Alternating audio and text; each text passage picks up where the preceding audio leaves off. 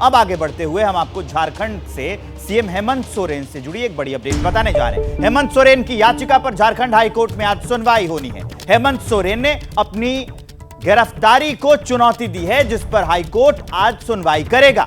इससे पहले हेमंत सोरेन ने सुप्रीम कोर्ट से गुहार लगाई थी, लेकिन सुप्रीम कोर्ट ने हेमंत सोरेन को हाईकोर्ट जाने को कहा था। बोला कि आप डायरेक्ट सुप्रीम कोर्ट क्यों आ गए, पहले हाईकोर्ट जाइए। अब हाईकोर्ट में जो है आज उसी याचिका पर सुनवाई होनी है। और इस खबर को विस्तार देने के लिए मेरे सहयोगी दीपक रावत मेरे साथ जुड़ गए। सीधा आपको दीपक रावत के पास लिए चलता हूं। दीपक, याचिका में और क्या कहा गया है जो आज सुनवाई होनी है, पहले इसका डिटेल बताइए। जी देखिए, हेमंत सोरेन को 5 दिन की ईडी की रिमांड मिली थी और इस रिमांड पर ही उन्होंने पहले सुप्रीम कोर्ट का रुख किया था।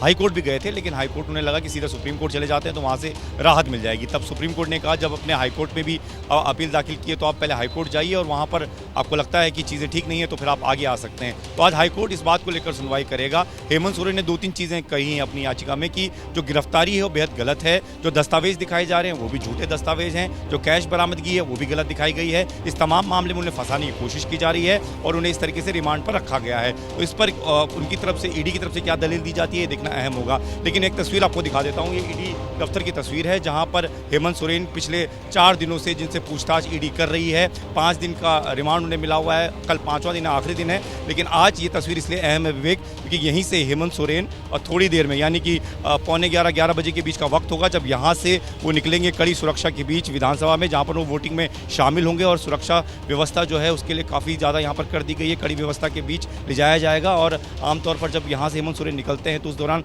काफ़ी ध्यान रखना पड़ता है, क्योंकि उनके समर्थक हैं, कार्यकर्ता हैं, कई बार उनसे मिलने की, उनके पास आने की कोशिश करते हैं। तो ऐसे में तमाम इन इंतजामों के बीच आप देखिए कि ईडी के बाहर की तस्वीरें हैं, जब अब ये तैयारी की जा रही है कि किस तरीके से यहाँ से विधानसभा हेमंत सोरेन को ले जाना है, क्योंकि आज वोटिंग में शामिल हो सकते हैं। कोर्ट से उन्होंने इजाजत मांगी थी, कोर्ट ने इजाजत के बाद भी और कई बातें सामने आएगी। आप हमारे साथ बने रहिए, अपडेट देते रहिएगा। इस बीच एक बड़ी अपडेट आ रही है, बड़ी खबर कि कुछ ही देर में विधानसभा के लिए सर्किट हाउस से रवाना होंगे एमएलए। महागठबंधन के जो एमएलए हैं वो रांची आ चुके हैं और वो सर्किट हाउस से रवाना होंगे विधानसभा के लिए। बड़ी अपडेट हम आपको दे रहे हैं और सीधा सर्किट हाउस आपको लिए चलेंगे। अभिषेक उपाध्याय मेरे सहयोगी जुड़े हुए हैं। अभिषेक, कितनी देर में उनका काफिला, जो नए विधायकों का काफिला है, वो निकलेगा, बताइए जरा। देखिए, एक डेवलपमेंट ये हुआ है कि अभी भी एक बस यहाँ पर और आई है। और एक बार पहले आपको मैं एक तस्वीर दिखा दूं, जिस तरह से यहाँ सिक्योरिटी का डिप्लॉयमेंट बढ़ता जा रहा है, ये इस बात को दिखाने के लिए काफी है कि तैयारियां मुकम्मल हो चुकी हैं और इंतजार किया जा रहा है बस विधायकों के बस में बैठने का। मैं आपको यहाँ से तस्वीर दिखाने की कोशिश करूंगा। देखिए, एक बस थी पहले से, एक बस और लग गई है, 2 बसें यहाँ पर लग गई हैं और बस इंतजार किया जा रहा है कि विधायक निकले। और देखिए, जो एडवांस पायलट होती है वो भी यहाँ पर लग गई है और पूरी सिक्योरिटी यहाँ मुस्तैद है। कुछ ही देर में बस ये विधायक निकलेंगे और बैठेंगे बस में और फिर आ जाएंगे। और हमारी जानकारी ये है कि जाने से पहले भी एक मीटिंग हुई है, उसमें चंपई सोरेन भी मौजूद रहे हैं।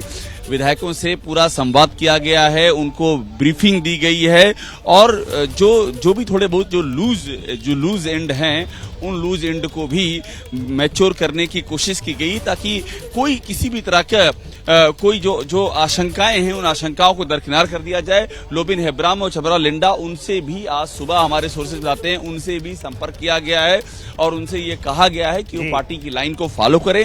लोबिन हेब्राम ने तो पहले ही कल ही हाँ कर दिया था, लेकिन छबरा लिंडा ने कहा है कि वो वोटिंग के समय हाँ करेंगे। उम्मीद की जा रही है वो भी मान जाएंगे और 47 का जो आंकड़ा बता रहे हैं जेएमएम के जो महासचिव हैं, वो ये सरकार हासिल कर लेगी, इसकी ये लोग उम्मीद कर रहे हैं। यही बहुत महत्वपूर्ण है, क्योंकि 47 का आंकड़ा जब पार हो पाएगा तभी तो गद्दी मिलेगी। आप सभी हमारे साथ बने रहिए, अपडेट्स आप दे रहे हैं, हम दर्शकों को बता रहे हैं।